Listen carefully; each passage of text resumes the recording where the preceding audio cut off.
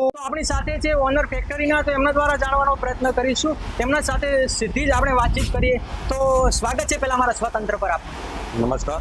તો આપને જ્યારે આટલી મોટી વિશાળ માત્રાની અંદર અહીંયા ફેક્ટરી છે આપણી કાજુ, તો ખાસ તમારે અમારા દર્શકોને બતાવવાની છે તમામ માહિતી. બતાવશો ને આપ? હા, બતાવ્યું કેમ એમ નહીં. તો આજે અમારા દર્શકોને એ જાણવાની છે. કાજુ તો આમ સૌએ કાજુ હોય છે, સૌએ સ્વાદ પણ લીધા હોય છે, પણ આ કાજુનું તેમને ત્યાં માહિતી નથી હોતી કે કાજુ કઈ રીતે બને. ઓકે. તો આજે અમારે સ્વતંત્ર મીડિયા આપ સુધી પહોંચી છે અને આપણે સમય જે એમને આપ્યો છે, પેલા તો આપનો ખૂબ ખૂબ આભાર. Thank you. તો આ કઈ રીતે પ્રક્રિયા થાય છે, અને પહેલો તો તમને સવાલ છે કે આ ફેક્ટરી બનાવવાનો આપને એક વિચાર ક્યાંથી આવ્યો?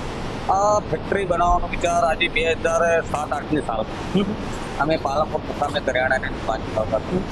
ત્યારે પાલનપુરમાં એક ફેક્ટરી હતી અને આ ગુજરાતમાં બને તો 4-5 ફેક્ટરીઓ હતી. આખા ગુજરાતના અંદર કાજુનું કન્ઝપ્શન વધુ છે અને અમારે પણ કાજુ મંગાવવા પડતા. કાજુ મંગાવવામાં અમે વારંવાર હેરાન થતા હતા. પછી અમે થોડી સ્ટડી કરી, અભ્યાસ કર્યો કે આ ધંધો કેવો હતો. ત્યારબાદ અમે કેરલા જઈને ટ્રેનિંગ લીધી કાજુની અને કાજુનો પ્લાન કરવાનો મેં નક્કી કર્યું. અને 2009ની સાલમાં અમે કાજુનું પ્રોસેસિંગ સર્વપ્રથમ નાખ્યું.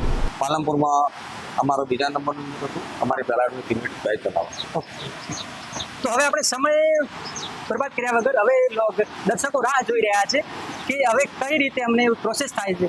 તો હવે આપણે ટાઈમનો ઉપયોગ કરીને હવે આપણે તમામ પ્રક્રિયા કઈ રીતે થાય છે એ બતાવવાનો ચોક્કસથી પ્રયત્ન કરીએ. હું તમને તો બતાવો. સર્વપ્રથમ બધા લાઈવ સર